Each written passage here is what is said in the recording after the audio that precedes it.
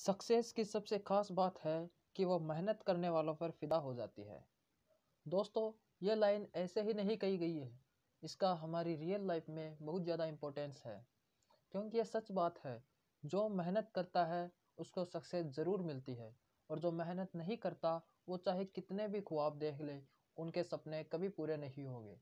इसलिए दोस्तों, मेहनत करते रहो और आपको निश्चय ही सफलता मिलेगी। नमस्कार दोस्तों, मैं हूं ओम प्रकाश रेगर, और आज हम सॉल्व करेंगे आरआरसी ग्रुप डी में पूछा गया प्रीवियस ईयर का चौथा पेपर। इससे पहले हमने 3 पेपर को सॉल्व किया है। अगर आपने वो वीडियो नहीं देखे हैं तो उनकी लिंक मैं डिस्क्रिप्शन बॉक्स में दे दूंगा, आप वहां पे डायरेक्ट क्लिक करके उन वीडियो को ज़रूर देख सकते हैं। दोस्तों, इन क्वेश्चनों की ज़रूर प्रैक्टिस करें। अगर आपने आरआरसी ग्रुप डी का फॉर्म भरा है और इस बार आप एग्ज़ाम देने वाले हैं तो इन वीडियो को देखना बिल्कुल मत छोड़ना। इन्हीं में से ही सवाल आने हैं। वैल्यू चेंज हो सकती है लेकिन कॉन्सेप्ट चेंज नहीं होंगे। इसलिए दोस्तों, बिना किसी देर के हम शुरू करते हैं आज का हमारा चौथा पेपर। चौथा पेपर का जो आज हम पहला सवाल करने वाले हैं उसको ध्यान से पढ़ना, ध्यान से सॉल्व करना। सवाल क्या है हमारा? 3 महीने के लिए निवेश किए गए 1125 रुपये ने 27 रुपये का ब्याज दिया, तो सालाना साधारण ब्याज की दर क्या थी? इसने यह कहा है कि 3 महीने के लिए 1125 रुपये से 27 रुपये का ब्याज प्राप्त हुआ है। ठीक है, टाइम कितना है? 3 महीना, और ब्याज की दर हमें निकालनी है। और हमें यह भी बताया है कि जो ब्याज है वो साधारण ब्याज लगाया गया है। तो हम कैसे ब्याज की दर निकालेंगे? दोस्तों, आपको पता है साधारण ब्याज निकालने का फॉर्मूला क्या होता है? जो साधारण ब्याज है, सिंपल इंटरेस्ट है, उसको निकालने का फॉर्मूला होता है SI is equal to P multiply R multiply T divide by 100। जहाँ पे SI का मतलब होता है साधारण ब्याज, P का मतलब होता है हमारा मूलधन, जितनी राशि ब्याज पे दी गई है, R का मतलब होता है ब्याज की दर, और T का मतलब होता है टाइम।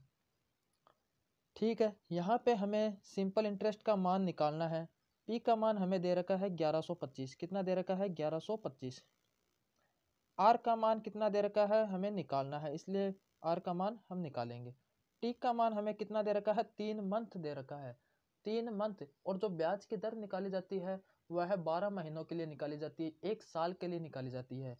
इसलिए हमें 3 मंथ दे रखा है, इसको मैं 1 साल में कैसे कन्वर्ट करूँगा? इसको मैं 12 से डिवाइड कर दूंगा तो ये 1 साल का निकल जाएगा। और डिवाइड बाई 100 भी है तो मैंने 100 भी लिख दिया।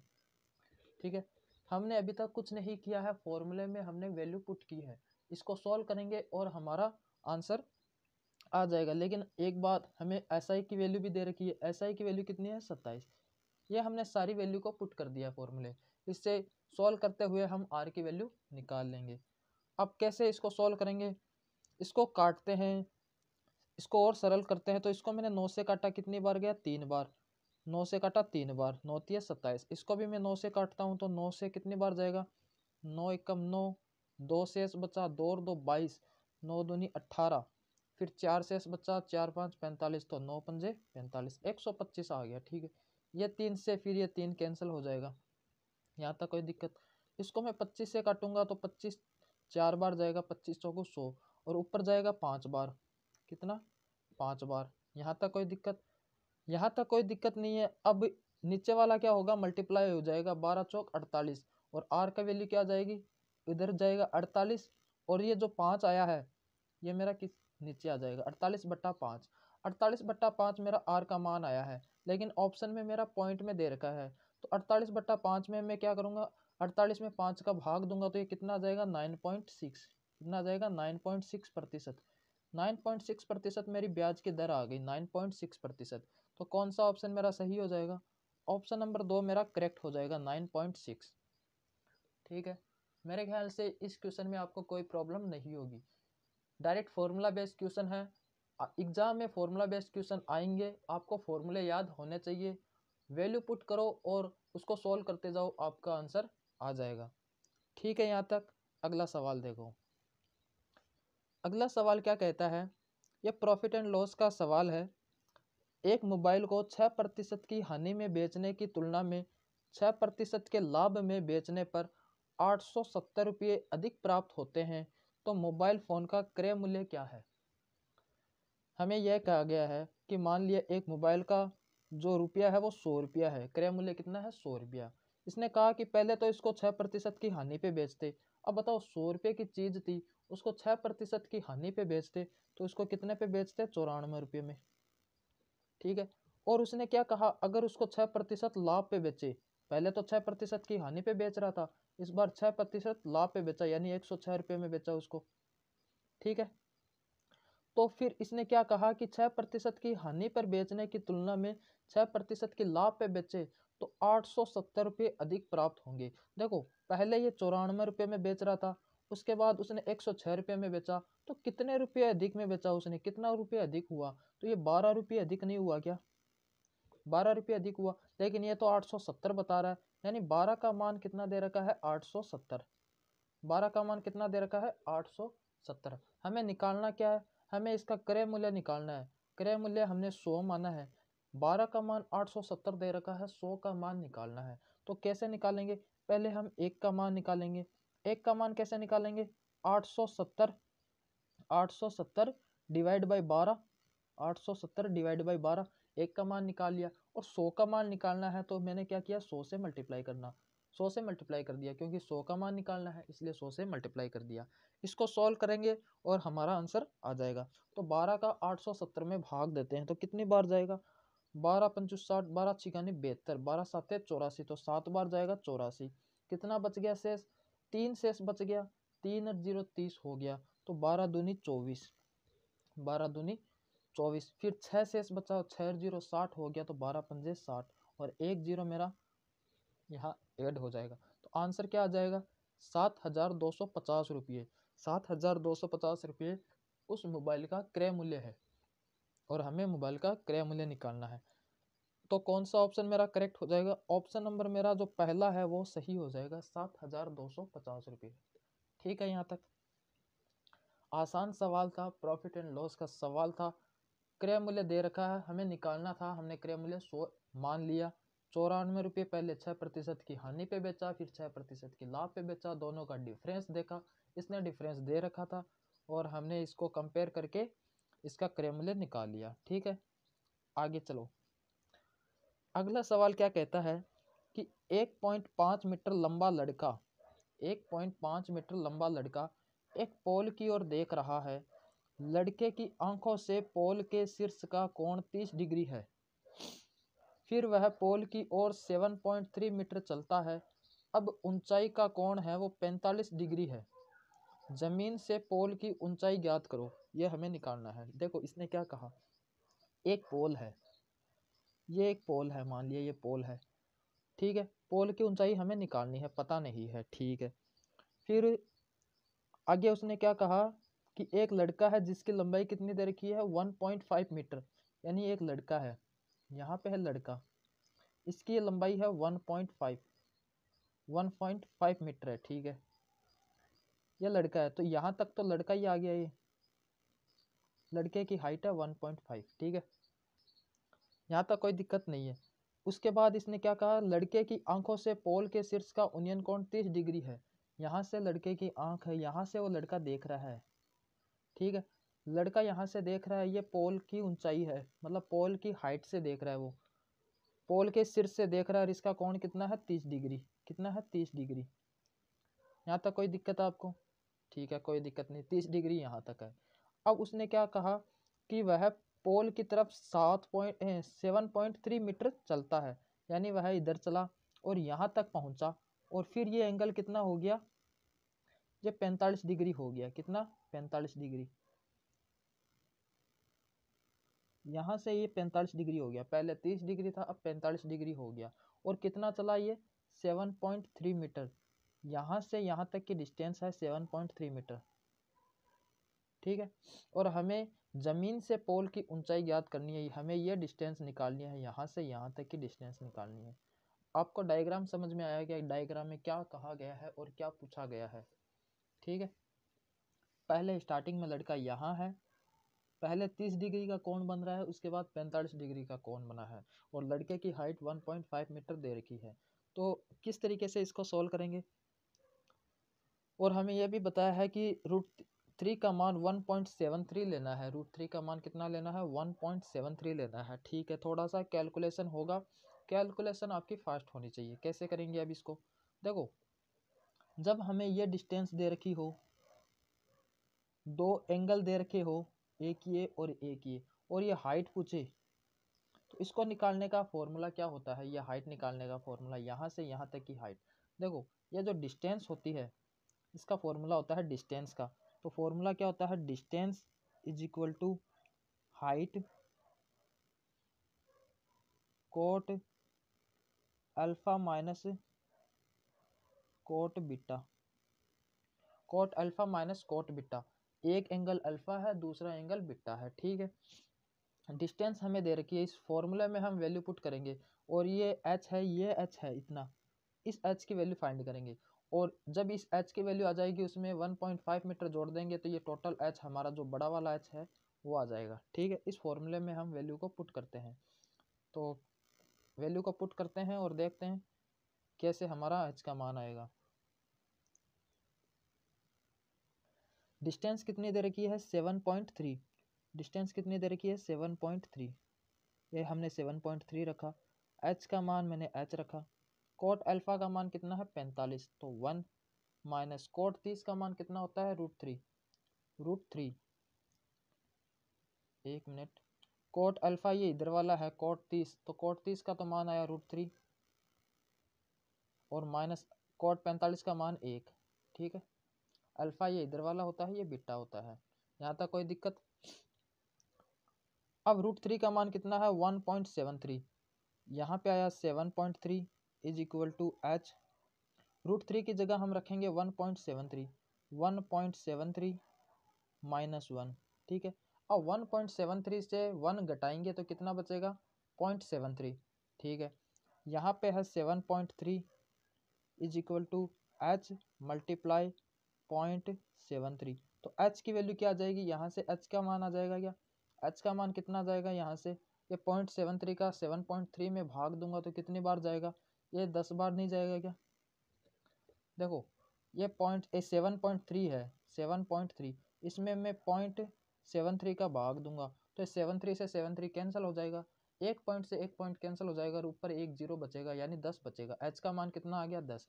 अब मेरा इस h का मान 10 आ गया, मुझे तो टोटल बड़ा वाला h का मान निकालना है। बड़ा वाला h का मान कैसे निकालूंगा, अब एक बार फिर से मैं डायग्राम को दिखाता हूँ आपको। देखो डायग्राम में क्या दे रखा है, हमारा ये जो छोटा वाला h है इसका मान आ गया कितना 10, छोटे वाले का मान कितना आ गया 10। बड़ा वाला h कैसे निकलेगा, जब मैं इस छोटे वाले h में 10 का मान में इस लड़के की हाइट कितनी है 1.5, इसको ऐड कर दूंगा तो ये कितना आ जाएगा, बड़ा वाला h आ जाएगा। इसको ऐड करते हैं, ऐड करने पे कितना आ जाएगा 11.5, 11.5 यानी 11.5 क्या है, इस बड़े वाले खंबे की लंबाई है, पोल की लंबाई है। जमीन से पोल की लंबाई कितनी आ गई 11.5 मीटर। तो कौन सा ऑप्शन मेरा करेक्ट हो जाएगा, ऑप्शन नंबर मेरा 2 करेक्ट हो जाएगा क्या, ऑप्शन नंबर 2 करेक्ट हो जाएगा।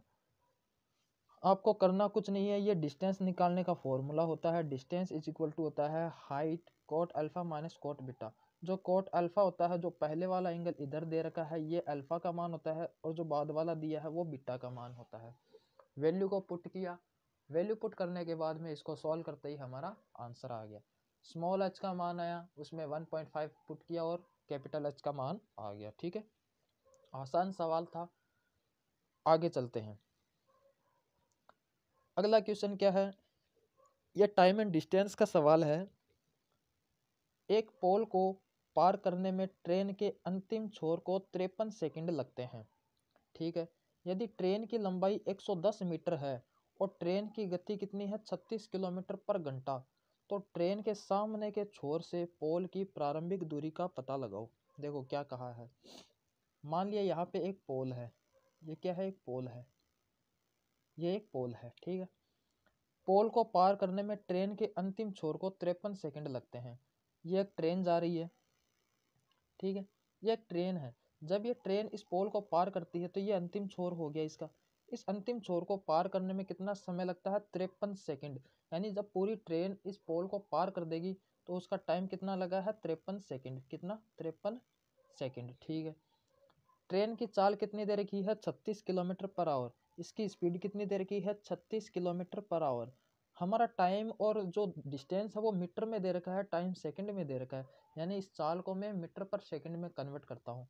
मीटर पर सेकंड में कैसे कन्वर्ट करेंगे, 5/18 से मल्टीप्लाई करके। 5/18 से मल्टीप्लाई करेंगे तो 18 दूनी 36 और 5 दूनी 10, तो एस का मान कितना आ गया 10 मीटर पर सेकंड। 10 मीटर पर सेकंड। यहाँ तक कोई दिक्कत है तो बताओ। ठीक है, कोई दिक्कत नहीं है। स्पीड आ गई मेरी 10 मीटर पर सेकंड और ट्रेन की लंबाई कितनी दे रखी है 110 मीटर। कितनी दे रखी है 110 मीटर। अब आपको एक फॉर्मूला याद है क्या, चाल बराबर दूरी बटा समय। चाल बराबर दूरी बटा समय। देखो स्पीड इज इक्वल टू क्या होता है, डिस्टेंस बटा टाइम। ठीक है, अब मेरा स्पीड दे रखा है, टाइम दे रखा है, डिस्टेंस में टोटल डिस्टेंस निकालूंगा। डिस्टेंस निकालने का फॉर्मूला क्या हो जाएगा, यहाँ से स्पीड मल्टीप्लाई टाइम, यही हो जाएगा क्या डिस्टेंस निकालने का। स्पीड कितनी है 10, ठीक है, और टाइम कितना है 53। इसको मैं मल्टीप्लाई करूंगा तो कितना आ जाएगा 530 मीटर। 530 मीटर आ गया। अब इस ट्रेन की लंबाई तो कितनी थी 110, और हमें पूछा क्या था, ट्रेन के सामने के छोर से पोल की प्रारंभिक दूरी का पता लगाओ। मतलब ये ट्रेन है, पहले कितनी दूरी पे थी, ये पोल मान लो यहाँ था, तो ये बीच की दूरी कितनी थी, वो दूरी का हमें पता लगाना है। तो देखो 530 ये टोटल डिस्टेंस आई है यहाँ तक, और ट्रेन की लंबाई कितनी दे रखी है 110, तो ये दूरी निकालनी है। ये दूरी कैसे निकलेगी, 530 में से मैं 530 में से मैं क्या कर दूंगा 110 को कम कर दूंगा।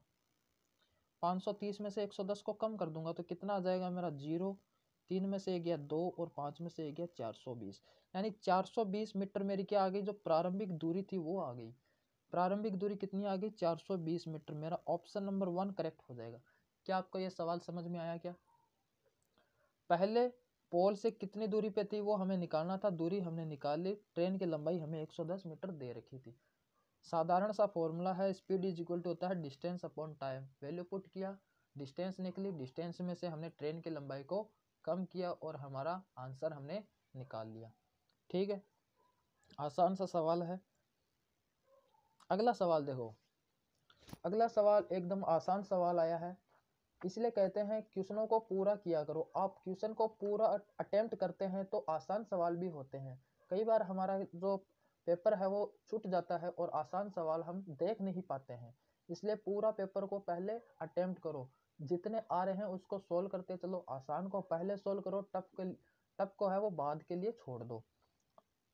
अगला सवाल देखो, अगला सवाल क्या कहा है कि 13/16 भाग की भूमि का मूल्य ज्ञात कीजिए, जिसके 9/7 भाग का मूल्य कितना है 10,116 है। यानी हमें क्या करना है, एक भूमि का भाग है, इसके 13/16 भाग की भूमि का हमें पता करना है कि इसका मूल्य कितना है, और हमें क्या दे रखा है 9/7। 9/7 भाग का मूल्य कितना दे रखा है 10,116 रुपये। ये हमें दे रखा है 10,116 रुपये 9/7 भाग का। देखो अगर 9/7 भाग का इतना दे रखा है तो मैं पूरा टोटल भूमि का निकाल लेता हूँ। टोटल भूमि का कैसे निकालूंगा, एक का मान निकालूंगा, एक का मान कितना आ जाएगा 10,116, ये 7 ऊपर चला जाएगा और जो 9 है वो नीचे आ जाएगा। ठीक है, ये तो टोटल भूमि का आ गया, लेकिन हमें टोटल भूमि का नहीं निकालना है, हमें निकालना है इसके 13/16 भाग का। तो हमने 13/16 से मल्टीप्लाई कर दिया।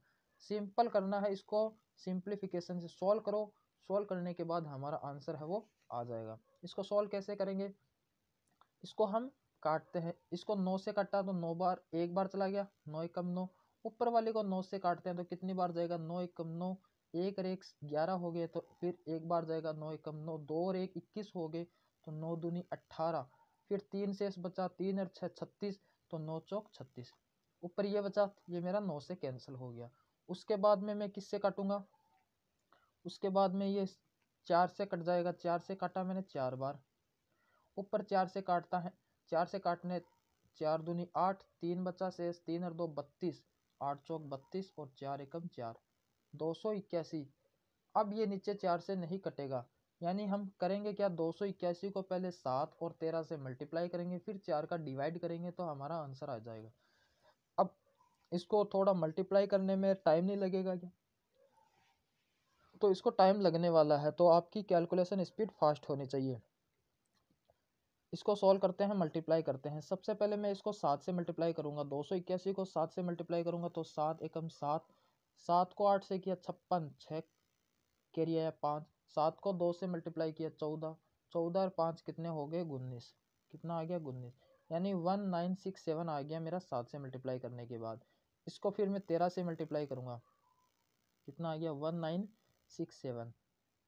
देखो 1967 को 13 से मल्टीप्लाई करूंगा और फिर 4 का भाग दूंगा। ठीक है, पहले 13 से मल्टीप्लाई करते हैं। तो 13 से मल्टीप्लाई करने पे कितना आ जाएगा, 13 साते कितना हो जाएगा 91, कैरियर है 9। फिर 13 को 6 से मल्टीप्लाई करेंगे, 13 6 का 78, 78 और 9 कितने हो गए 78 और 9 हो गए 87, 87 कैरी आया 8। फिर 13 को 9 से मल्टीप्लाई करेंगे, 13 में कितने होते हैं 117, 117 और 8 कितने हो जाएंगे 125, 125 का 5 कैरी आया 12 और 13 और 12 कितने हो जाएंगे 25, 13 और 12 हो जाएंगे 25।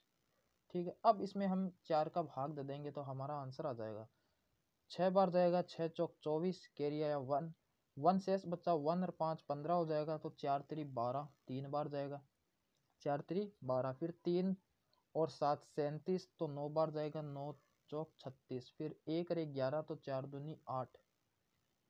फिर 3 30 बचेगा तो 7.5 यानी 0.75, ये हमारा आंसर आ जाएगा 6 3 9 2.75। तो कौन सा ऑप्शन हो जाएगा 6392, 6392.75। ऑप्शन नंबर 3 मेरा सही हो जाएगा 6392.75। ठीक है, आसान सवाल है, बस थोड़ी सी कैलकुलेशन है, कैलकुलेशन आपको करनी आनी चाहिए। ठीक है, कैलकुलेशन वाले क्वेश्चनों को आप लास्ट में अटेम्प्ट किया करो, क्योंकि कैलकुलेशन वाले क्वेश्चनों को अगर आप जल्दबाजी में अटेम्प्ट करेंगे तो सिली मिस्टेक्स होती है माइनस प्लस का, उनकी जो चांसेस है वो ज़्यादा होती है। इसलिए जितने भी ज़्यादा कैलकुलेशन आ रही है तो उनको आप लास्ट में अटेम्प्ट करो। ठीक है, अगला सवाल देखो। सवाल है, सान की वर्तमान आयु उदालक की तुलना में 1.6 गुना से 4 वर्ष कम है। 26 वर्ष पहले उदालक की आयु सान की उम्र के आधे से 1 वर्ष कम थी। वर्षों में सान की वर्तमान आयु कितनी है? एज का सबसे बढ़िया सवाल यह सवाल है, इससे अच्छा सवाल नहीं बन सकता एज से अगर क्वेश्चन पूछा गया तो। इस क्वेश्चन को बड़े ही ध्यान से करना, क्योंकि यहाँ पे गलती होने के चांस बहुत ज़्यादा है। इसको सॉल्व करते हैं। यहाँ पे 2 व्यक्ति हमें बताए गए हैं, एक का नाम है श्यान और दूसरे का नाम क्या है उदालक। ठीक है, मान लिया मैंने शान की जो वर्तमान आयु है उसको मैंने क्या माना है x माना है, शान की वर्तमान आयु x है और उदालक की वर्तमान आयु y है। ठीक है, यहाँ तक कोई दिक्कत नहीं है। अब इसने पहली लाइन में क्या कहा है कि शान की वर्तमान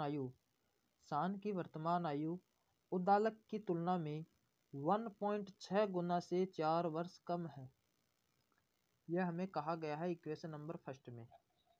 ठीक है, शान की वर्तमान आयु उदालक की तुलना में 1.6 गुना से 4 वर्ष कम है।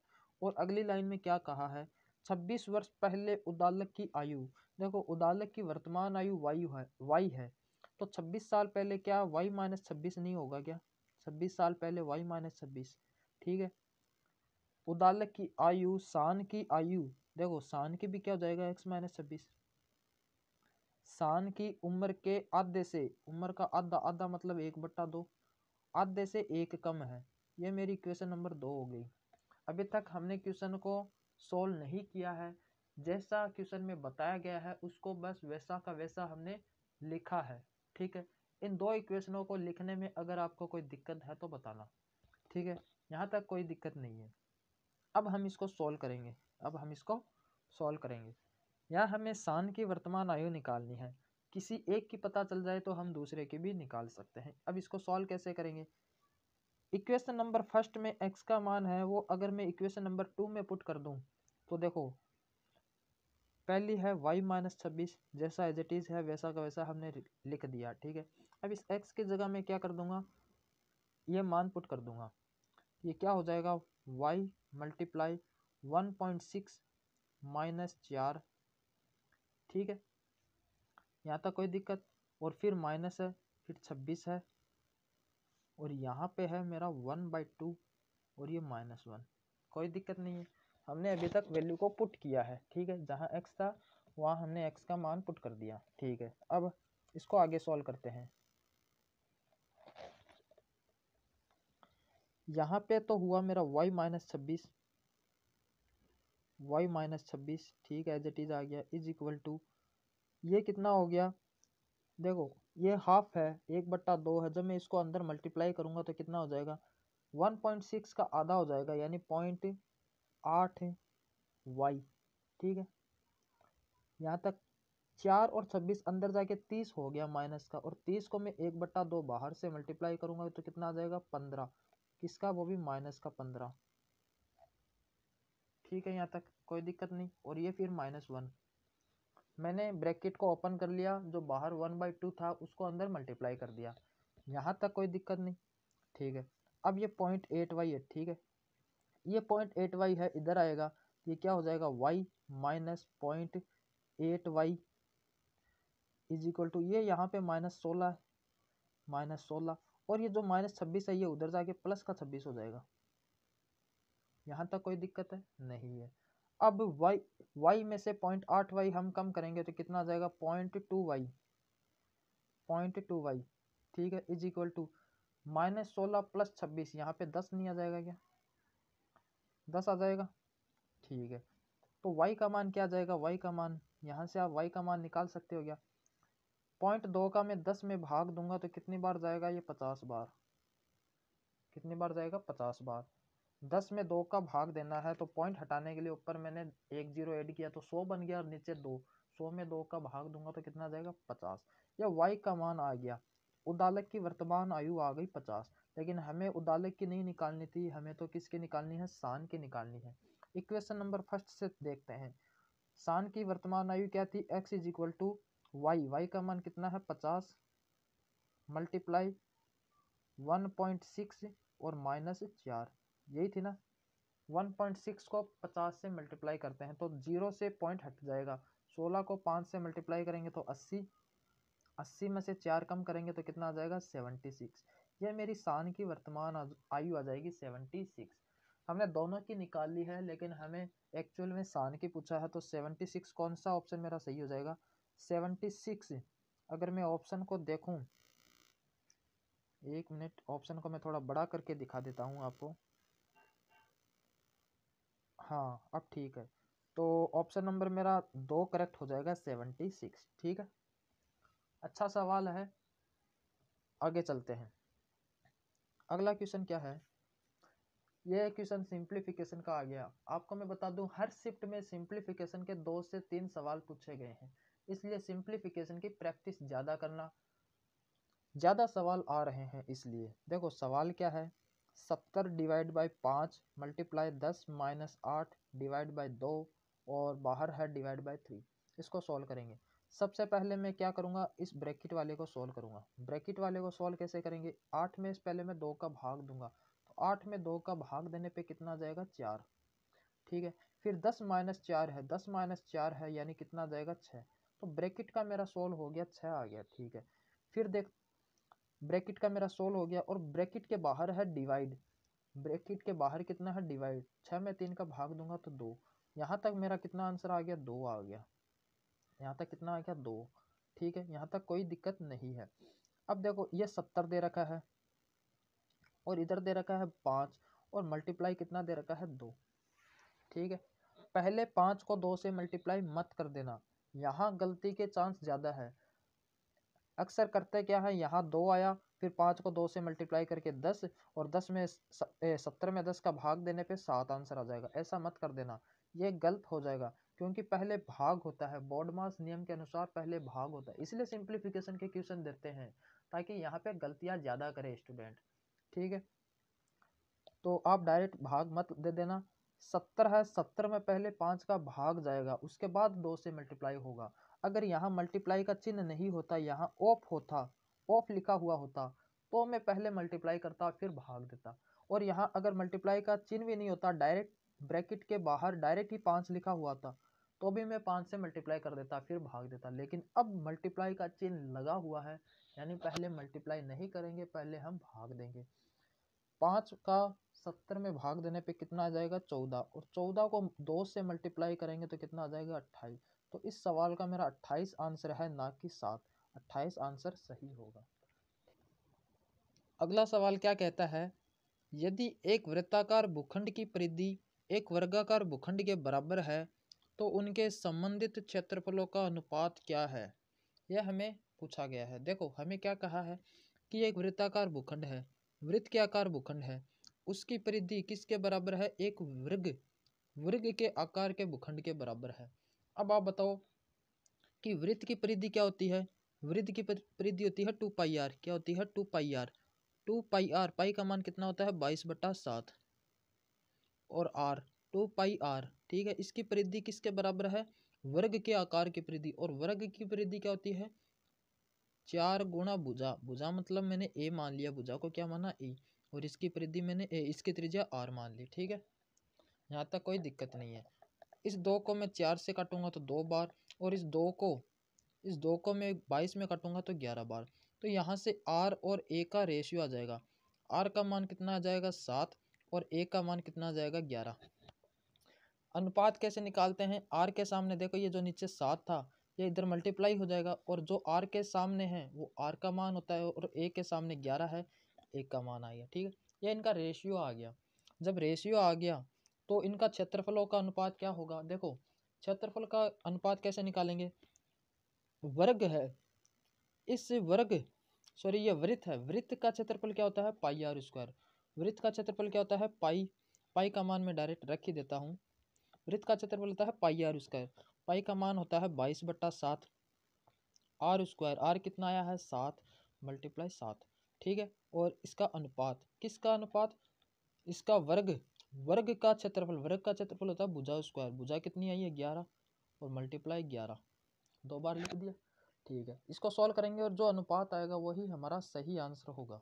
देखो ये एक 7 से एक 7 कैंसिल हो जाएगा, ठीक है। 11 को मैं 22 से काटूंगा तो 2 बार जाएगा, तो इधर तो बचा क्या बचा मेरा 14, 7 को 2 से मल्टीप्लाई कर देंगे, 14 अनुपात इधर बचा 11, तो 14/11 हमारा अनुपात सही अनुपात आ जाएगा जो हमने निकाला है इनके संबंधित क्षेत्रफलों का। तो वो कितना आ जाएगा 14/11, ऑप्शन नंबर 4 है वो करेक्ट हो जाएगा 14/11, ठीक है। इस तरीके से इस सवाल को करना है। अगर हमारे पास त्रिज्या और भुजा दोनों की, एक की त्रिज्या आ गई और दूसरे की भुजा आ गई, तो इनके क्षेत्रफलों का अनुपात हम निकाल सकते हैं। अगला सवाल देखो, अगला सवाल है कि त्रिभुज ABC में बिंदु D और E क्रमशः AB और AC पर पड़ते हैं, DE BC के समांतर है, OBE और CD को प्रतिच्छेदित करता है। यदि AD अनुपात DB 4:3 है तो DO से DC का अनुपात बताओ। DO से DC का अनुपात बताओ। मैं डायग्राम बनाता हूँ पहले, फिर हम डायग्राम से समझेंगे कि क्या हमें दिया गया है और क्या हमें पूछा गया है। देखो एक त्रिभुज है ABC, ये मैंने त्रिभुज बनाया ABC, ठीक है। ये मेरा A है, ये मेरा B है, और ये मेरा C है। यहाँ तक कोई दिक्कत, त्रिभुज बना दिया। उसके बाद में बताया है कि D और E, यहाँ पे तो मेरा है D AB के ऊपर, और यहाँ पे है मेरा E SC के ऊपर, और इनको मिलाया है। ये क्या है मेरा BC के समांतर है। ये हमें बताया गया है कि D और E क्रमशः AB और AC पर पड़ते हैं तथा DE BC के समांतर है, यानी ये DE और ये BC क्या है समांतर है। यहाँ तक कोई दिक्कत नहीं है, ठीक है। उसके बाद में इसने क्या कहा है कि OBE और CD को प्रतिच्छेदित करता है, यानी BE कौन सा है, ये BE, और CD ये CD, इनको प्रतिच्छेदित करता है, ये O है। मान ली ये क्या है O है। यहाँ तक कोई दिक्कत नहीं, ठीक है। उसके बाद हमें बताया है AD और DB का अनुपात दे रखा है 4:3, यानी AD कितना है मेरा 4 और DB कितना है 3, ये हमें दे रखा है। इतना हमें दिया गया है। अब पूछा है DO और DC का अनुपात। DO कौन सा है, DO ये DO है, और DC ये पूरा वाला DC, इसका अनुपात बताना है। तो कैसे निकालेंगे, यानी पूरा DC और DO का अनुपात निकालना है। देखो हमारे पास दो ट्राइंगल है यहाँ पे, हमारे पास दो ट्राइंगल है। एक तो है ए डी ई और दूसरा है ए बी सी, बड़ा वाला ए बी सी।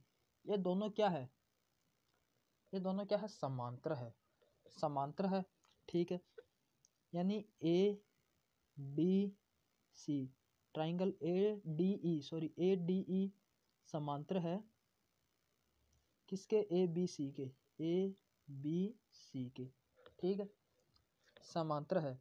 तो ये जो मेरा एंगल है A D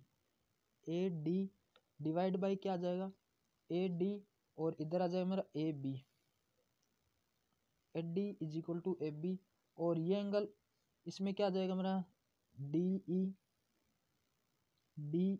divide by B C, ठीक है। अब ए डी का मान कितना दे रखा है 4 और ए बी का मान कितना है 4 और 3 7। ये किसका मान आ गया, डी ई अनुपात बी सी, यानी डी ई और बी सी का मान आ गया मेरा 4:7। डी ई और बी सी का मान 4:7 आ गया। यहाँ तक कोई दिक्कत, ठीक है, कोई दिक्कत नहीं। अब देखो, अब ध्यान से देखना, ये जो ट्राइंगल बता रहा हूँ मैं, ये ट्राइंगल देखना डी ई ओ और बी ओ सी, ये भी क्या है, ये भी क्या है, समांतर है। क्या है, समांतर है। इसके अंदर देखना, ये एंगल और ये एंगल इक्वल है, ये एंगल और ये एंगल इक्वल है, क्योंकि दोनों लाइन क्या है, पैरेलल है, ठीक है। तो यहां से देखना, अब D E divide by B C, देखो D E divide by B C is equal to D O divide by बड़ा वाला ये क्या है, ओ सी। ये लाइन आपको समझ में आई क्या, क्योंकि देखो इस एंगल के सामने डी ई है और इस एंगल के सामने बी सी, इस एंगल के सामने डी ओ है और इस एंगल के सामने ओ सी है, ठीक है। अब डी ई और बी सी का मान कितना है, देखो यहाँ से डी ई और बी सी का अनुपात क्या है, 4:7, और वही क्या होगा डी ओ और ओ सी का, क्योंकि ये D E upon B C D O upon O C के इक्वल है। तो डी ओ और ओ सी का अनुपात कितना आ गया, 4:7। डी ओ और एक मिनट, हाँ, डी ओ और ओ सी का अनुपात आ गया 4:7, लेकिन हमें निकालना क्या है, डी ओ और डी सी का अनुपात। तो डी ओ का मान तो कितना है 4 और डी सी क्या है, पूरा है क्या। अब डी ओ का मान 4 है, इसका मान 7 है, तो 7 और 4 कितना आ गया 11। तो 7 और 4 11 हो गया, यानी 4:11 मेरा इस सवाल का आंसर होगा। 4:11, जो ऑप्शन नंबर 2 है वो मेरा सही हो जाएगा, 4:11। 4:11 कैसे आया, D E upon B C का मान मेरा पहले 4:7 आ गया, ठीक है। बी सी, डी और बी सी किसके इक्वल हो गया, डी ओ और ओ सी के। तो डी ओ का मान 4 है, ओ सी का मान 7 है, टोटल का मान 11 है, तो 4:11, ठीक है। अच्छा सवाल है। एक बार समझ में नहीं आया हो तो वीडियो को रिवाइज करके वापस से देखना, आपको निश्चय ही यह सवाल समझ में आ जाएगा, ठीक है। अगला सवाल देखो, अगला सवाल क्या कहता है। अगला सवाल है कि तीन जलद्वार ए बी और सी एक जलाशय को 6 घंटे में भर सकते हैं। एक जलाशय है, इसको भरना है, जो तीनों मिलके क्या कर सकते हैं, इसको 6 घंटे में भर सकते हैं, ठीक है। तीनों मिलके 6 घंटे में भर सकते हैं। 2 घंटे तक एक साथ कार्य करने के बाद जलद्वार सी को बंद कर दिया जाता है। जलद्वार ए और बी शेष भाग को 7 घंटे में भर सकते हैं। तो जलाशय को भरने के लिए अकेले जलद्वार सी द्वारा लगने वाले घंटों की संख्या बताओ। देखो, ये एक जलद्वार है, इसको 3 लोग भरते हैं, ए बी और सी, कितने घंटे में, 6 घंटे में। लेकिन इन्होंने क्या किया, 2 घंटे तो एक साथ काम किया, यानी ए प्लस बी प्लस सी, इन्होंने 2 घंटे ही काम किया। कितने घंटे, 2 घंटे। अब इनको बताओ 6 घंटे में पूरा भर देते, 2 घंटे तो इन्होंने 7 काम किया, तो कितना घंटा का काम और बच गया इनके द्वारा किया हुआ, 4 घंटे का काम और बच गया क्या, यानी ये 4 घंटे और काम करते एक साथ तो टैंक मेरा पूरा भर जाता, ठीक है, जलाशय मेरा पूरा भर जाता, क्योंकि ये 6 घंटे में भर सकते थे, 2 घंटों इन्होंने काम कर लिया। अगर ये 4 घंटे और काम करते तो मेरा जलाशय भर जाता। लेकिन हुआ क्या, इनको 7 घंटे लगे, किन किन को, ए और बी को, ए और बी को कितने घंटे लगे, 7 घंटे। भाई 4 घंटे में जो काम होना था अब वो 7 घंटे में हो रहा है। जितना काम 4 घंटे में होना था वो कितना 7 घंटे में हो रहा है। तो अब देखो मेरा इनका रेशियो आ गया ए प्लस बी प्लस सी, किसके साथ, ए प्लस बी, इनके रेशियो आ गया। ए प्लस बी प्लस सी का तो मान आया 7 और ए प्लस बी का मान आ गया 4। तो बताओ तीनों का मान 7 है और ए और बी का मान 4 है, तो सी का रेशियो कितना आ जाएगा, सी का मान 3 नहीं आ जाएगा क्या। यानी सी की इफिशियंसी कितनी है 3, तीनों की इफिशियंसी 7 है, दोनों की ए और बी की इफिशियंसी 4 है और सी की इफिशियंसी 3 है। ठीक है, हमें बताना है कि अकेले सी द्वारा जलाशय को भरने वाले कितने कितने घंटों की ज़रूरत है। अब देखो जलाशय को तीनों लोग कितने घंटे में भरते, 6 घंटे में। 1 मिनट, तीनों लोग कितने घंटे में भरते उसको, 6 घंटे में। ठीक है, 6 घंटे में भरते, कितनी इफिशियंसी से, 7 की इफिशियंसी से, क्योंकि तीनों की इफिशियंसी कितनी है 7, ये हमने अभी निकाली है 7। 6 घंटे में भरते 7 की इफिशियंसी से, ये तो हमारा कुल काम आ गया, कुल जलाशय की जो क्षमता है वो आ गई। लेकिन सी का पूछा है, सी अकेले की क्षमता कितनी है 3, अकेले की इफिशियंसी कितनी है, तो इसको कितने घंटे लगेंगे।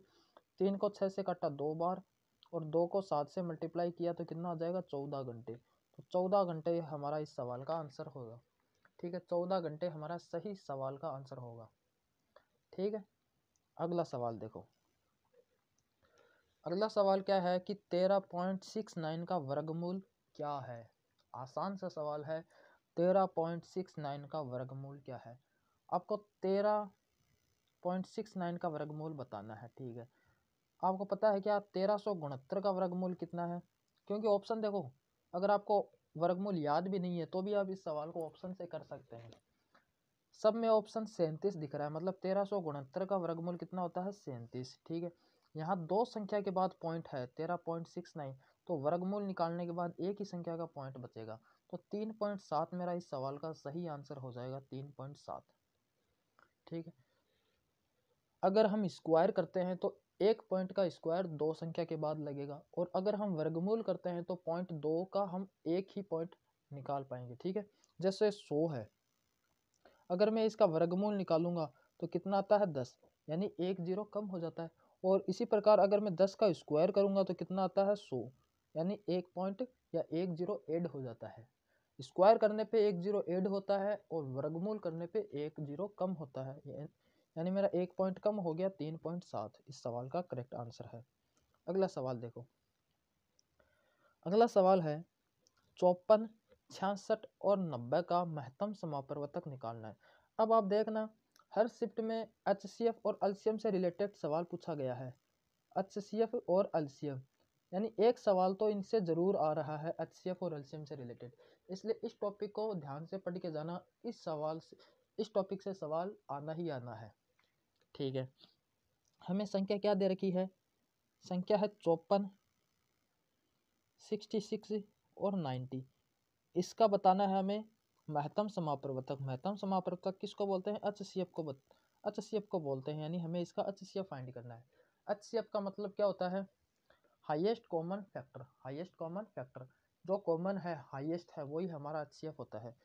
सबसे पहले जो मेरी संख्या दे रखी है 54, 66 और 90, इनके मैं क्या करूँगा, गुणनखंड करूँगा। तो 54 को मैं कैसे गुणनखंड कर सकता हूँ, 54 के गुणनखंड देखना, 2 मल्टीप्लाई 2 27, 27 दूनी 54 होता है, तो 2 27 का कैसे करेंगे, 3 मल्टीप्लाई 3 मल्टीप्लाई 3, ये 54 हो गया। 54 का मैंने गुणनखंड कर लिया, देखो 3 3 9, 9 3 27, 27 दूनी 54। ठीक है, इसी प्रकार 66 का करेंगे, तो 2 मल्टीप्लाई 3 मल्टीप्लाई 11, 2 को 3 से किया 6, 6 को 11 से किया 66।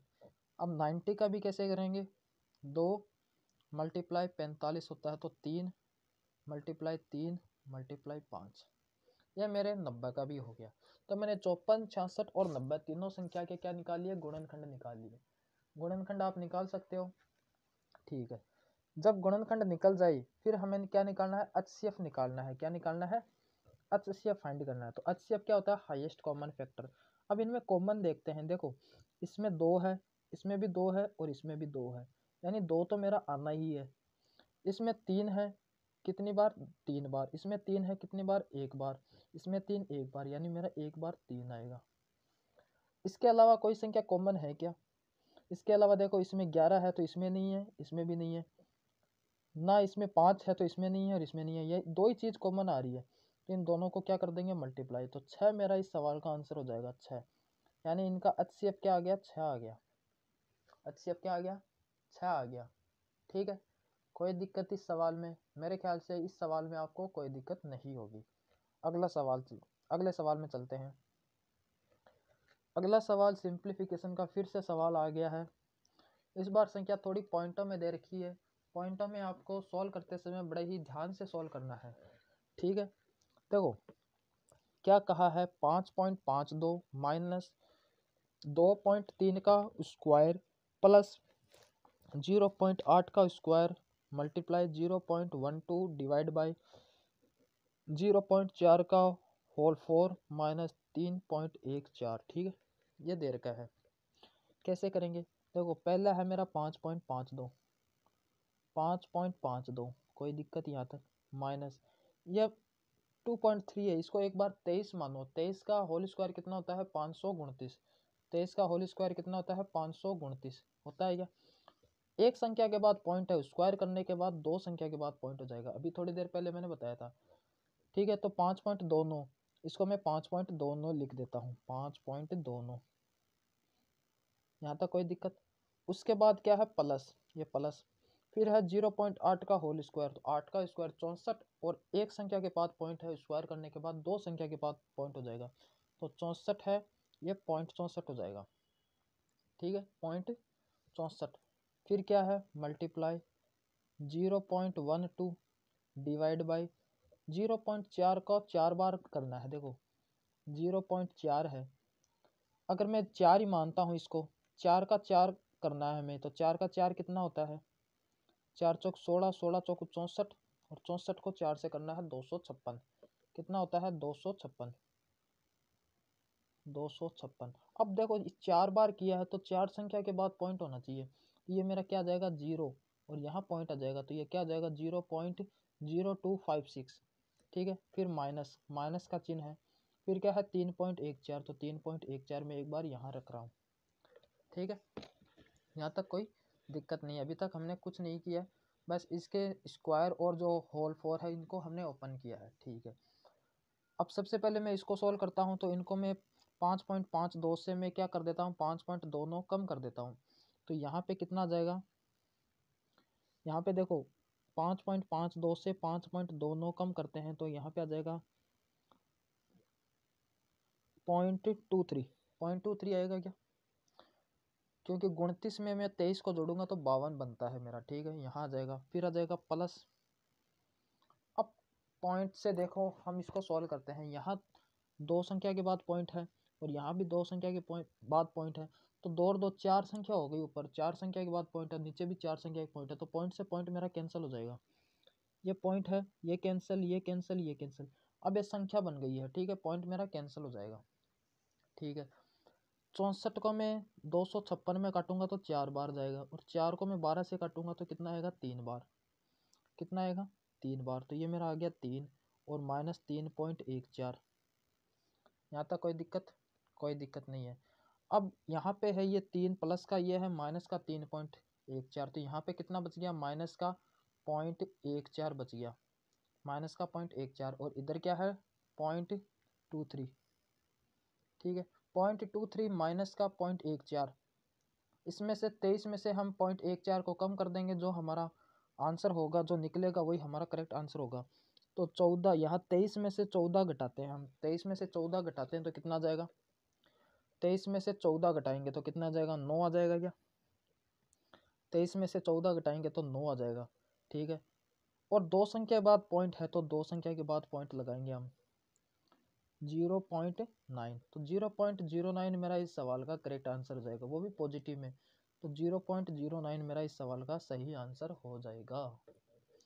ठीक है, पॉइंटों का खेल है, पॉइंटों में आपको बड़े ही ध्यान से सॉल्व करना होगा, क्योंकि एक पॉइंट भी इधर उधर हुआ तो पूरा सवाल गलत हो जाएगा। ठीक है, अगला सवाल देखते हैं। अगला सवाल क्या कहा है कि x+3, x+5, x+8 और x+9 का माध्य 9 है, तो अंतिम तीन आंकड़ों का माध्य क्या होगा?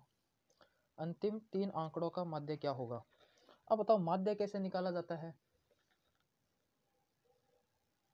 माध्य निकालने का फॉर्मूला क्या होता है? माध्य इज इक्वल टू होता है मूल्यांकों का योग, मूल्यांकों का योग डिवाइडेड बाय मूल्यांकों की कुल संख्या, कुल संख्या। ठीक है, ये होता है, यह माध्य निकालने का फॉर्मूला होता है। अब हमें माध्य तो दे रखा है कितना? 9।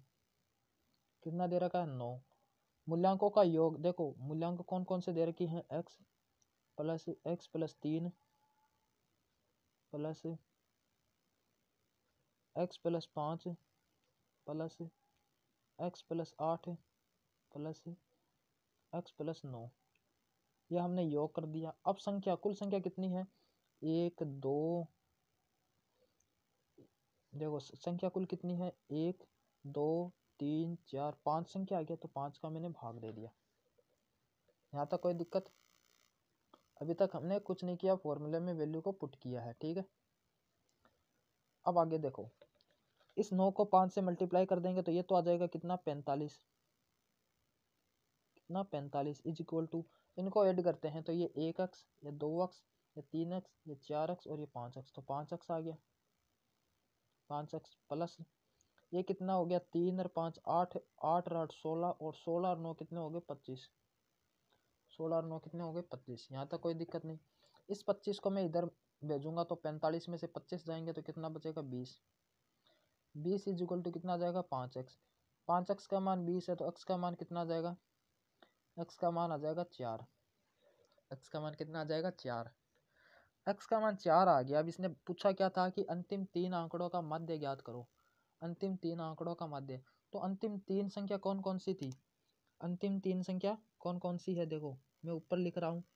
तीन संख्या थी x प्लस 5 प्लस, एक minute, x plus 5 plus x plus 8 plus x plus 9, यही तीन संख्या थी क्या? इनका माध्य निकालना है तो तीन संख्या है तो मैं 3 का भाग दूंगा। ठीक है, क्योंकि माध्य निकालने का फॉर्मूला क्या है? मूल्यांकों का योग बटा कुल संख्या। तीन संख्या का निकाल रहे हैं इसलिए 3 का भाग देंगे। पहले 5 का निकाल रहे थे इसलिए 5 का भाग दिया था, इस बार 3 का। x का मान मेरा 4 आया है तो यहाँ पुट कर देंगे।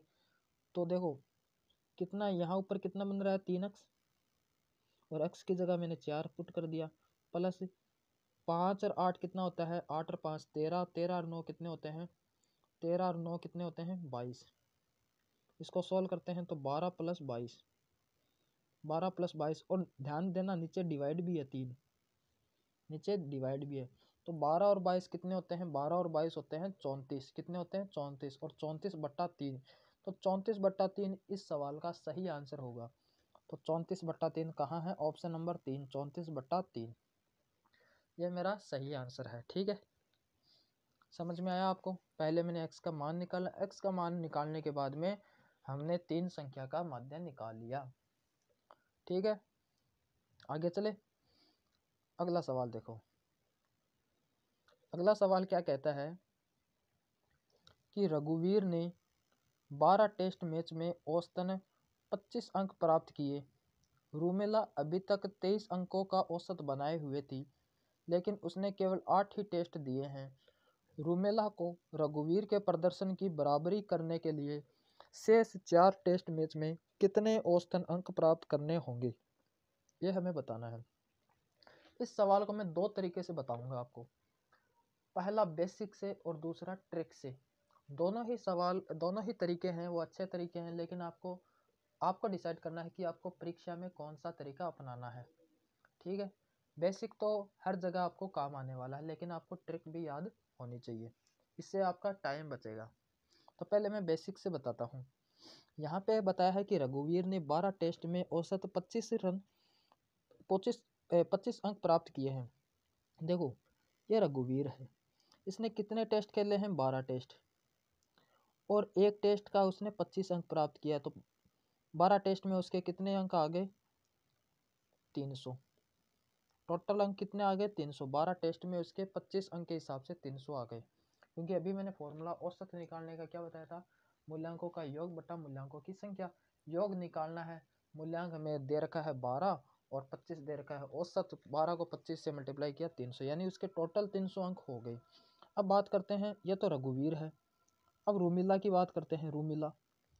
रूमिला ने अभी तक 23 अंकों का औसत बनाया है, लेकिन उसने 8 ही टेस्ट दिए हैं। 8 टेस्ट दिए हैं, 23 का औसत है। 8 टेस्ट दिए हैं, 23 का औसत है, तो कितने अंक उसके हो गए। 8 को 23 से मल्टीप्लाई करते हैं, 8 3 24, 2 बचा, 8 और 2 16 और 2 18, 184। अब रघुवीर के 300 थे और जो रूमेला है उसके 184 अंक हुए हैं, तो कितने अंक से पीछे रह गई। अभी मैं इसको माइनस करता हूँ तो कितना अंक आ गया, देखो 6। इसको माइनस करता है, माइनस करने पे कितने अंक से पीछे हो गई, 116 अंकों से पीछे हो गई। यानी उसको 116 अंक और बनाने हैं। कितने टेस्ट में, 4 टेस्ट में।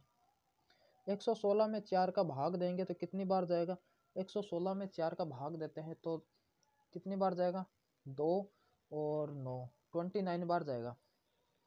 कितनी बार जाएगा, 29 बार। तो मेरा 29 इस सवाल का सही आंसर हो जाएगा। कितना हो जाएगा, 29 इस सवाल का सही आंसर हो जाएगा। बेसिक तरीका है, सबसे अच्छा तरीका है, क्योंकि बेसिक से आपका कोई भी सवाल है गलत नहीं होगा। ठीक है, तो इस सवाल का कितना आंसर हो जाएगा, 29 आंसर सही हो जाएगा। ठीक है, चले आगे। अगला सवाल देखो, इसमें ट्रिक की वैसे ज़रूरत है नहीं, क्योंकि खुद ही क्वेश्चन इतना आसान है। अगर ये क्वेश्चन थोड़ा सा बड़ा होता, कैलकुलेटिव होता, तो फिर मैं ट्रिक बता देता, लेकिन अभी ट्रिक बताने की कोई, मुझे लग रहा है कोई आवश्यकता है नहीं, क्योंकि आसान सी कैलकुलेशन थी और आपका आंसर भी आसानी से आ गया। ठीक है, अगला सवाल देखो। अगला सवाल क्या है, यह टाइम एंड वर्क का सवाल है कि दिन में 8 घंटे कार्य करके राम 18 दिनों में एक किताब लिखता है। 12 दिनों में अपना कार्य पूरा करने के लिए उसे प्रतिदिन कितने घंटे कार्य करना चाहिए। एमडीएच से इसको सॉल्व करेंगे। एमडीएच फॉर्मूला मैंने आपको पहले भी 2-3 पेपर सॉल्व करवाए हैं, उनमें बताया है। देखो, राम है, कितने घंटे काम करता है, 8 घंटे। कितने दिनों में, 18 दिनों में। लेकिन उसे करने कितने हैं, 12 दिनों में। कितने घंटे निकालना है, टाइम हमें निकालना है। इसको सॉल्व कर लो। इसको मैंने 6 से काटा 3 बार, इसको 6 से काटा 2 बार, इसको 2 से काटा 4 बार, तो 4 × 3 कितना हो गया, 12 घंटा। तो 12 घंटे में वह 12 दिन में काम कर लेगा, तो घंटे 12 सही आंसर है। आसान सा सवाल था, आगे चलते हैं।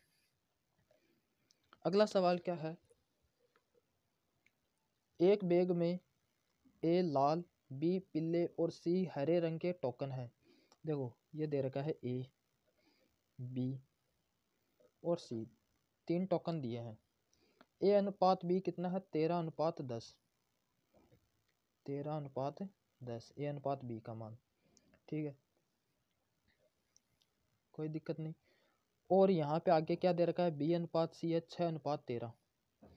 बी और सी का कितना है, 6:13। हमें पूछा क्या है, ए अनुपात बी अनुपात सी, ए अनुपात बी अनुपात सी, इसका मान ही पूछा है। ठीक है, अब हम इसका मान फाइंड करते हैं। अब इसको कैसे सॉल्व करेंगे, देखो यहाँ पे इसको फिल करते हैं कैसे। यहाँ पे जो संख्या है वो यहाँ आएगी और यहाँ पे जो संख्या है वो वहाँ जाएगी। 10, 13 को 6 से मल्टीप्लाई करते हैं तो कितना आता है, 13 × 6 = 78। 10 को 6 से मल्टीप्लाई करते हैं तो 60, और 10 को 13 से मल्टीप्लाई करते हैं तो 130। इन तीनों संख्या में 2-2 कॉमन आ रहा है, तो 2-2 का मैं डिवाइड कर देता हूँ। तो यहाँ पे कितना बचा, 39:30:65। ये ए और बी और सी का अनुपात आ गया और यही मेरा सही आंसर है। ऑप्शन नंबर 3 मेरा सही हो जाएगा, 39, 30 और 65। ठीक है, इस सवाल में कोई दिक्कत नहीं होनी चाहिए। अगला सवाल देखो। अगला सवाल है, मैं थोड़ा सा सवाल को बड़ा कर देता हूँ, अगर आपको दिखाई नहीं दे रहा है तो 1 मिनट। हाँ, दिए गए प्रश्न को पढ़े और निर्णय लें कि प्रश्न का उत्तर देने के लिए निम्नलिखित में से कौन सी जानकारी पर्याप्त है। ठीक है, हमें एक त्रिभुज एबीसी का क्षेत्रफल निकालना है। दो जानकारी दी गई है, दो जानकारी। पहली जानकारी में हमें बताया गया है कि एसी का मान दे रखा है 12√2। क्या दे रखा है? 12√2। इस एसी का मान ध्यान से देखना, इस एसी का मान कितना है? 12√2 पहली जानकारी में। और दूसरी जानकारी में एबी का मान दे रखा है 12 और बीसी का मान भी कितना है? 12। और हमें निकालना क्या है? एबीसी का क्षेत्रफल। अब बताओ एबीसी त्रिभुज का क्षेत्रफल कैसे निकालते हैं? 1/2 आधार गुणा ऊंचाई। आधार कितना है? 12 और ऊंचाई कितनी है? 12। इससे मेरा त्रिभुज का क्षेत्रफल आ जाएगा क्या? कितना आ जाएगा? 72 आ जाएगा, बिल्कुल आ जाएगा। तो क्या मुझे एसी की ज़रूरत पड़ी क्या? मेरा तो जो ए बी और बी सी इनसे ही काम हो गया, यानी मेरी एक से कोई मतलब नहीं है, केवल दो मेरा इस सवाल का आंसर देने के लिए उपयुक्त है। ठीक है, तो अब इसका ऑप्शन चेक करते हैं। इसके ऑप्शन में क्या दे रखा है, किस प्रकार से ऑप्शन दिए गए हैं, ऑप्शन को देखते हैं। ऑप्शन पहला ऑप्शन क्या कहता है? केवल एक पर्याप्त है। दूसरा 1 और 2 दोनों पर्याप्त है। केवल 2 पर्याप्त है। तो मेरा एक भी नहीं, ये भी नहीं, ये सही हो जाएगा। केवल 2 पर्याप्त है, क्योंकि मेरी केवल दूसरी जानकारी से इस सवाल का आंसर आ गया, इसलिए केवल 2 पर्याप्त है और ये भी नहीं होगा। ठीक है, तो ये सही आंसर हो जाएगा। ठीक है, अगला सवाल देखो।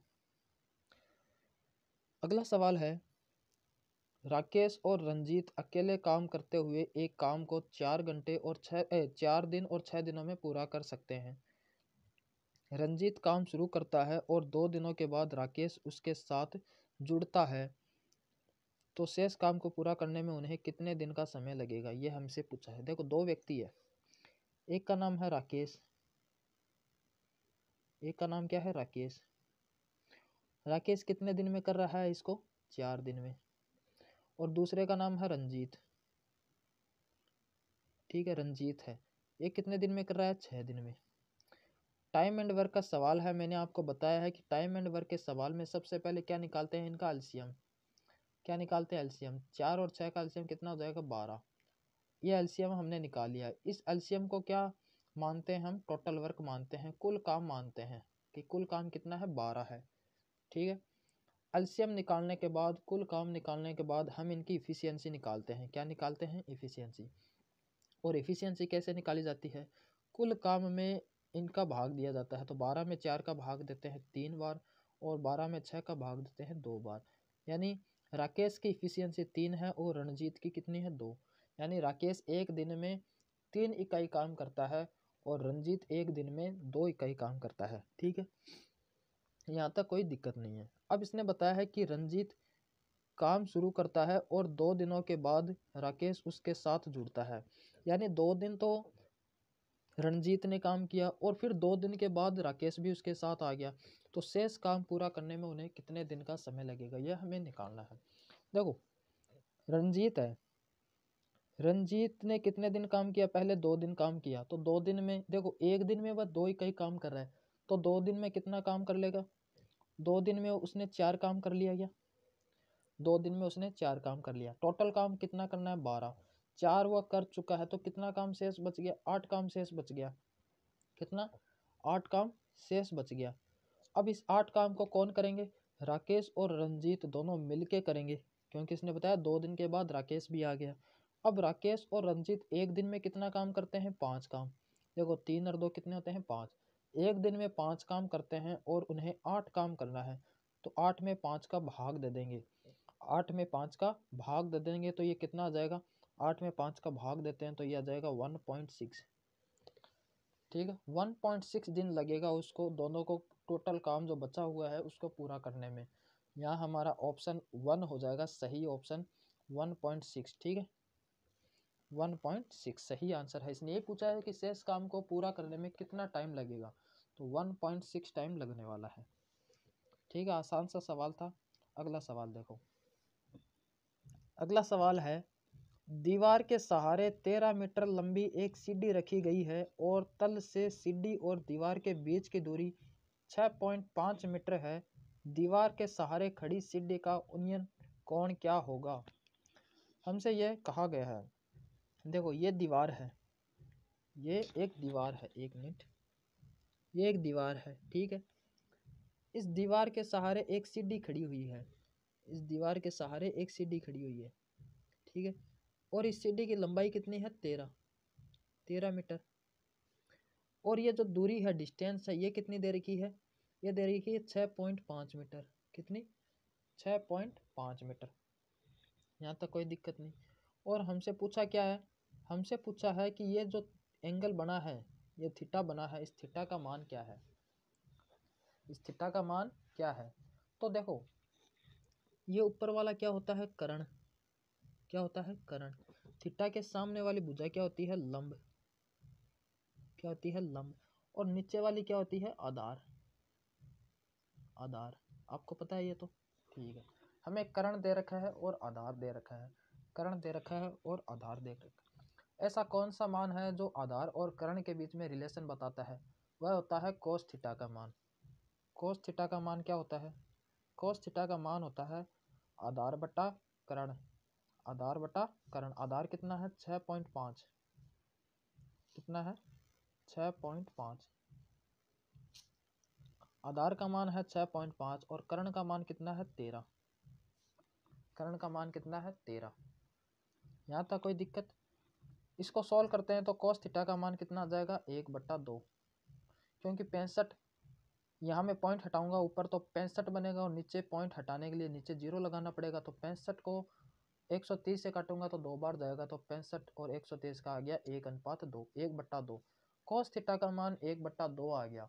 अब आपको टेबल याद है तो बताइए किसका मान, थीटा के किस डिग्री का मान 1/2 होता है। तो cos थीटा, cos 60 का मान 1/2 होता है, क्या आपको पता है। तो थीटा का मान अगर 60 हो, थीटा का मान अगर 60 हो तो cos 60 है इसका मान 1/2 होता है। तो इस सवाल में मुझे थीटा का मान पूछा गया था, तो थीटा का मान कितना आ जाएगा, 60 डिग्री। ऑप्शन नंबर जो 4 है 60 डिग्री, ये मेरा सही ऑप्शन हो जाएगा। ठीक है, आसान सा सवाल था। अगला सवाल देखो। अगला सवाल है कि x + y अनुपात x - y का बराबर दे रखा है 5:1। हमें इसका मान पूछा है कि x² + y² का अनुपात x² - y² का मान पूछा है। ठीक है, देखो हमें क्या दे रखा है, x + y divide by x - y is equal to 5:1। अगर मैं x और y का मान निकाल लूँ तो ऊपर वाले जो हमसे पूछा गया है इक्वेशन उसका हम मान निकाल सकते हैं। देखो इसको सॉल्व करते हैं, यहाँ क्रॉस मल्टीप्लाई करते हैं, क्रॉस मल्टीप्लाई करते हैं तो ऊपर आ जाएगा x + y और इधर मैंने सॉल्व किया तो 5x - 5y, क्रॉस मल्टीप्लाई कर दिया 5x - 5y। यहाँ तक कोई दिक्कत। इसको और सॉल्व करते हैं, x को अलग करते हैं, y को अलग करते हैं तो यह हो जाएगा मेरा 4x इज इक्वल टू कितना हो जाएगा, 6y। तो x और y का अनुपात आ जाएगा, ध्यान से देखना, x और y का अनुपात कितना आ जाएगा। यहाँ मैं इसको काटूंगा 2 और इधर आएगा 3, तो x का मान आया 3 और y का मान आया 2। यह अनुपात आ गया x अनुपात y। यहाँ तक कोई दिक्कत है नहीं। अब हमें क्या पूछा गया है, x² + y² और x² - y²। पहले x² + y², तो x² + y² क्या होता है, x का स्क्वायर कितना होता है, 9 प्लस y² मतलब 4, 2 का स्क्वायर 4। इसका अनुपात x² 9 - 4, 9 और 4 कितना होता है, 13 डिवाइड बाई 9 में से 4 गया 5, तो 13:5। ऑप्शन नंबर 2 13:5 इस सवाल का सही आंसर होने वाला है।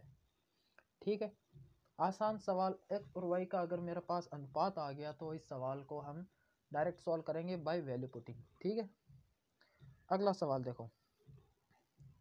अगला सवाल है, यह भी आसान सा सवाल है कि समान मूल्य वाले 15 टिकट का मूल्य 9 रुपये है तो 30 टिकट का मूल्य क्या होगा। देखो ये पेन उठाने की ज़रूरत नहीं है, हालांकि इस सवाल में फिर भी मैं बता रहा हूँ कि 15 टिकट का मूल्य कितना है, 9 रुपये। तो 30 टिकट का मूल्य बताना, ये तो बच्चा भी बता देगा कि 15 टिकट का मूल्य 9 रुपया है तो 30 टिकट का मूल्य 18 रुपये होगा। देखो कितना आसान सवाल आया है। आप कहते हो मैथ टफ है, टफ है, आसान सवाल भी तो आते हैं। 18 रुपये, क्या इसमें पेन उठाने की ज़रूरत थी क्या, बिल्कुल नहीं थी, बच्चा भी इसको सॉल्व कर देता। इसलिए कहता हूँ पूरा अटेम्प्ट किया करो, लास्ट तक क्वेश्चन को ज़रूर देखो, क्योंकि क्या पता आगे और आसान सवाल हो। अगर आप टफ में फंस गए तो आपका पूरा पेपर ख़राब तो होना ही है, टाइम ज़्यादा वेस्ट हो जाएगा। और आपके जो क्वेश्चन है वो ज़्यादा छूट जाएंगे। इसलिए लास्ट तक देखो, आसान आसान को पहले सॉल्व करो। आगे चलते हैं। अगला सवाल है कि चार्ट के अनुसार किस घंटे के दौरान प्रस्थान की अधिकतम संख्या है। यह हमें एक चार्ट दे रखा है और ये प्रस्थान है, अलग अलग टाइम में प्रस्थान दे रखे है कि पूछा गया है कि किस घंटे के दौरान प्रस्थान की अधिकतम संख्या है। तो देखो डायग्राम देखने पे प्रस्थान ये सबसे ज़्यादा यहाँ दिखाई दे रहा है, नीचे वाली लाइन, और इसका टाइम क्या है 6 से 7। इतना सा देखना है, ना कैलकुलेशन ना कुछ और, देखने से ही आंसर आ गया 6 से 7। 6 से 7 वाले में सबसे ज़्यादा प्रस्थान है और ये निकालना है, कुछ करने की ज़रूरत नहीं, 1 सेकंड में हमारा आंसर आ गया। देखने में क्वेश्चन पता नहीं क्या पूछा होगा, लेकिन कितना आसान सवाल है। ठीक है, अगला सवाल देखो, ये अच्छा सवाल है कि 31,250 रुपये पर 8% प्रतिवर्ष की दर से 2/3/4 वर्षों का चक्रवृद्धि ब्याज बताओ। 2/3/4 वर्षों का चक्रवृद्धि ब्याज बताना है। ठीक है, देखो 2 साल तो पूरे पूरे हैं और फिर कितना है 9 महीने, 2 वर्ष और 9 महीने का ब्याज निकालना है, 2 वर्ष और 9 महीने। ठीक है, कैसे निकालेंगे ध्यान से देखना। ब्याज की दर है 8% प्रतिवर्ष, 8% प्रतिवर्ष यार, 2 साल तो मेरा 8% लगेगा क्या, 8% लगेगा। और तीसरी साल कितना ब्याज लगेगा 3/4। देखो 8 का 3/4 कितना होता है, 8 का 3/4 होता है 6, यानी तीसरी साल 6% ब्याज लगेगा। अब इनसे मैं जो एक्चुअल ब्याज लगने वाला है टोटल 3 सालों का मिला के वो निकालूंगा। वो कैसे निकालते हैं, जब भी हमारे पास 3 संख्या दे रखी हो या 3 साल का ब्याज प्रतिशत में दे रखा हो और उनका हमें इक्विवेलेंट ब्याज प्रतिशत निकालना है, तो कैसे निकालेंगे।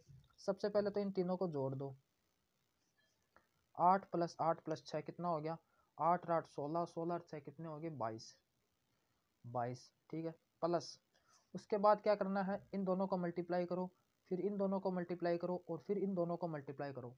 इन तीनों को मल्टीप्लाई करके ऐड करो और उसमें 100 का भाग दे दो। किसका, 100 का। तो देखते हैं, 8 को 8 से मल्टीप्लाई किया 64, 8 को 6 से मल्टीप्लाई किया 48 और इस 8 को 6 से मल्टीप्लाई किया 48। अब इन तीनों को जोड़ करते हैं, 8 8 16 4 20, 0 कैरिया है 2, 6 4 10 और 10 4 14, 14 और 2 16 और इसमें 100 का भाग देंगे तो 1.6 नहीं आ जाएगा क्या, 1.6। ठीक है, 1.6 आ गया, प्लस प्लस। ठीक है, यहाँ तक दिक्कत नहीं है। ठीक है, उसके बाद क्या करना है, 8 को 8 से मल्टीप्लाई करना, 8 को 6 से मल्टीप्लाई करना, मतलब 8 को 8 से और 6 से, तीनों को आपस में मल्टीप्लाई कर दो और 10,000 का भाग दे दो। ये 3 साल का बता रहा हूँ मैं, 3 साल का तरीका यही है, पहले तो तीनों को ऐड करो, दूसरी बार इन दोनों को मल्टीप्लाई, इन दोनों को मल्टीप्लाई और इन दोनों को मल्टीप्लाई, फिर 100 का भाग, और तीसरे में इन तीनों को मल्टीप्लाई कर दो और 10,000 का भाग दे दो। तीनों को मल्टीप्लाई करते हैं तो 8 को 8 से मल्टीप्लाई किया कितना 64, 8 को 8 से किया 64 और 64 को 6 से मल्टीप्लाई कर दो तो कितना आ जाएगा, 6 चौक 24 का 4 कैरिया है 2, 36 और 2 38 और इसमें कितने का भाग देना है 10,000 का, कितने का 10,000 का। तो ये कितना आ जाएगा 0.0384, इतना आ गया 0.0384। अब इनको क्या कर दो, जोड़ कर दो, इनका जोड़ कर दो, तो इनका जोड़ करेंगे तो कितना आ जाएगा, तो देखो इनका जोड़ करते हैं तो ये आ जाएगा 4, यहाँ पे 8, यहाँ पे 3, यहाँ पे 6 और ये 22 और 1 23, कितना आ जाएगा 23। ठीक है, मैं यहाँ नीचे लिख देता हूँ, इसको थोड़ा सा छोटा कर देता हूँ ताकि आपको सही दिखाई दे। ये टोटल ब्याज की प्रतिशत आ गई, वो कितना आ गया 23.6384, यह आ गया। यानी टोटल इतना ब्याज लगने वाला है 3 साल के बाद, 3 साल नहीं है मतलब 2 साल और 3/4 वर्ष जितना दे रखा था, इतने का जो टोटल ब्याज है वो इतना लगने वाला है। अब हमारी संख्या कितनी दे रखी थी, हमारी संख्या दे रखी है 31,250, कितनी संख्या है 31,250। ठीक है, 31,250, इसका मुझे निकालना है 23.6384%, यह निकालना है। अगर इसको सॉल्व कर लिया तो वही मेरा सही आंसर हो जाएगा। अब इसको कैसे निकालेंगे?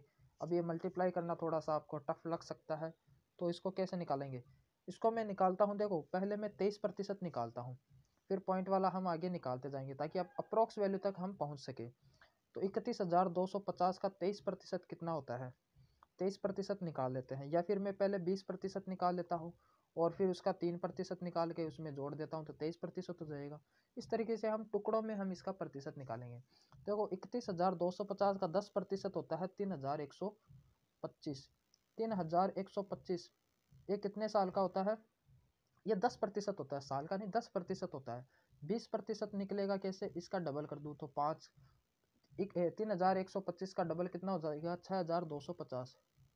6,250 ये मेरा 20% निकल गया, 20% निकल गया। अब देखो इसका 31,250 का 1% कितना होता है?